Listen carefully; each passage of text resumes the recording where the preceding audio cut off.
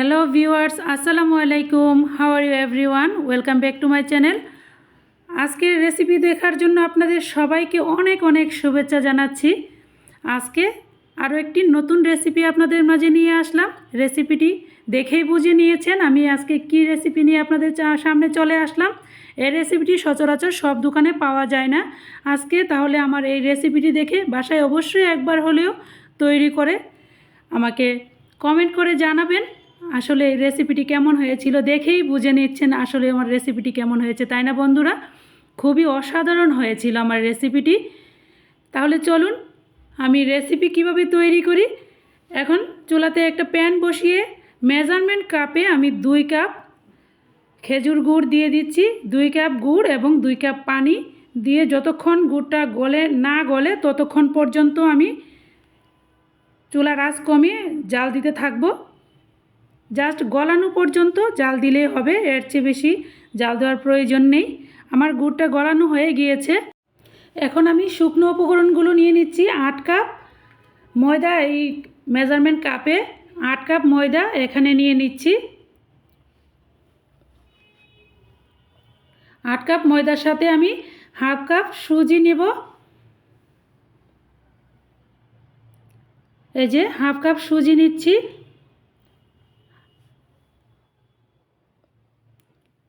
এখানে 1/3 কাপ গুঁড়ো দুধ দিচ্ছি আর 2 টেবিল চামচ সাদা তিল দিয়ে দিচ্ছি এখানে। এটা আমি স্কিপ করে ফেলেছি বন্ধুরা। আর হাফ চা চামচ লবণ দিচ্ছি। দিয়ে শুকনো উপকরণগুলো আমি ভালো করে মিশিয়ে নিয়েছি। 1 টেবিল চামচ ঘি দিয়ে দিচ্ছি। এখন আমি 1 কাপ সাদা তেল 2 বারে দিয়ে দেব। দিয়ে শুকনো উপকরণগুলো আমি ভালো করে মিশিয়ে নেব। ভালো করে শুকনো উপকরণগুলো মিশিয়ে তারপরে আমি এখানে গুড়ের শিরাটা দিয়ে দিব। আপনারা চাইলে কম বেশি করে নিলে সেক্ষেত্রে পরিমাণটা কমিয়ে নিতে হবে সব কিছু। এখন আমি গলানো গুড়ের শিরাটা দিয়ে দিচ্ছি। আপনারা যদি 4 কাপ ময়দা দেন সেক্ষেত্রে 1 কাপ গুড় দিলে আর 1 কাপ পানি দিলেই তাহলেই হয়ে যাবে। আর যদি এর চেয়েও কম বানাতে চান তাহলে আপনারা হাফ কাপ গুড় হাফ কাপ পানি দিয়ে এটা করতে হবে। আর সুজির পরিমাণটা কম বেশি দিলে কোনো প্রবলেম হবে না। আর তিলটা অপশনাল, আমি এক্সট্রা সাদা তিল দিয়েছিলাম আমার মতো করে। আপনারা চাইলে দিতে পারেন, না চাইলে নাও দিতে পারেন। আর এদিকে আমি ডুটাকে এরকমভাবে ময়ান দিয়ে নিয়েছি। এটা খুব ভালোভাবে সফট একটা ডু তৈরি হবে না, এরকম ফাটা ফাটাই থাকবে। এই যে আমি দেখিয়ে দিচ্ছি, এটা ফাটা ফাটা থাকলেই মোনাক্কাটা খুবই সুন্দর হবে, সেম দোকানের মতো হবে। এখন আমি কয়েকটা ভাগে ভাগ করে নেব রুটি বেলার জন্য। এটা রুটির মতো পাতলা হবে না, এটা 1/2 ইঞ্চি সাইজের এটার পুরুত্বটা থাকবে।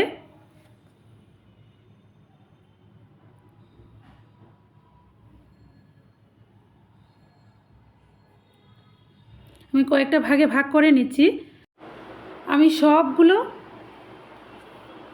টুকরো এখন একটা বুলের মধ্যে রেখে দিচ্ছি। আর একটা টুকরো এভাবে নিয়ে রুটির মতো করে বেলে নিচ্ছি। এটা রুটির মতো করে ভালো করে ময়ান দেওয়া যাবে না বন্ধুরা,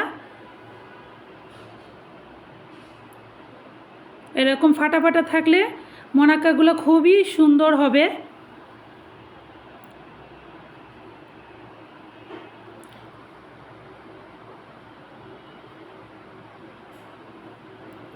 আপনারা যদি চান সাদা তিলের পরিবর্তে আপনারা কালো জিরাটাও দিতে পারেন। আর চাইলে দুইটাই স্কিপ করতে পারেন।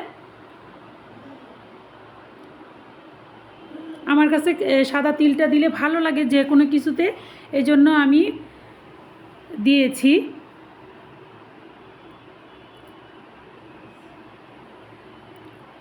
এই পুরোটাই আপনারা দেখে দেখে বুঝে নিতে হবে।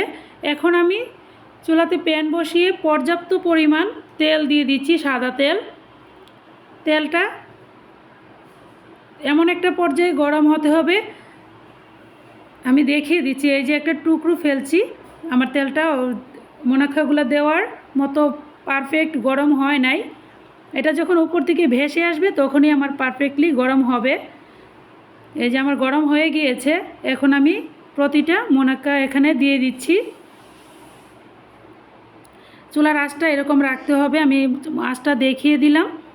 খুবই লো হিটে রাখতে হবে বন্ধুরা, আর ধীরে ধীরে মুনাক্কাগুলো ভাজতে হবে। তাড়াহুড়া করা যাবে না, তাড়াহুড়া করতে গেলে মুনাক্কাগুলো ভাজা হবে না, আর নয়তো পুড়ে যাবে। ধৈর্য সহকারে এটা করলে খুবই সুন্দর ক্রিস্পি হবে বন্ধুরা। এই যে আমি আরেকটা বানিয়ে আপনাদের দেখিয়ে দিচ্ছি।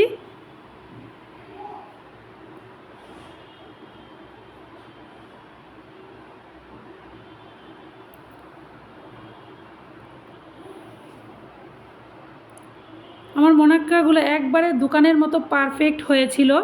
আমি যখন সার্ভ করব তখনই আপনারা দেখে বুঝে নেবেন। আমি ভেঙেও দেখিয়ে দেব আমার মুনাক্কাগুলো কেমন হয়েছিল।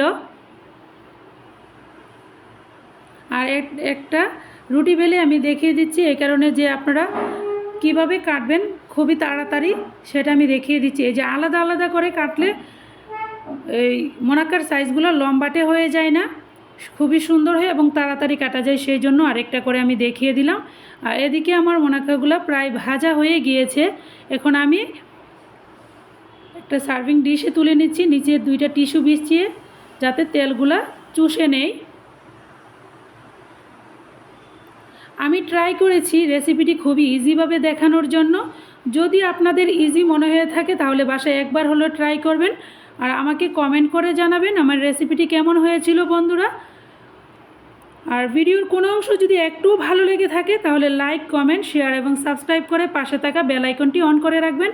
এই যে বন্ধুরা আমি একটা ভেঙে দেখিয়ে দিচ্ছি কতটা ক্রিস্পি এবং সফট হয়েছে। যদি বাসায় ট্রাই না করেন, একবার তৈরি না করেন, তাহলে বুঝতে পারবেন না আসলে এই মুনাক্কাগুলো খেতে কতটা অসাধারণ হয় এবং কতটা ক্রিস্পি হয়। এই যে আমি হাত দিয়ে ভেঙে দেখিয়ে দিচ্ছি। আর আপনারা যদি আমার ফেসবুক পেজ থেকে দেখে থাকেন তাহলে ফেসবুক পেজের লিংক ডেসক্রিপশনে দেওয়া আছে, ফলো দিয়ে আসতে পারেন। তাহলে আজ আল্লাহ হাফেজ।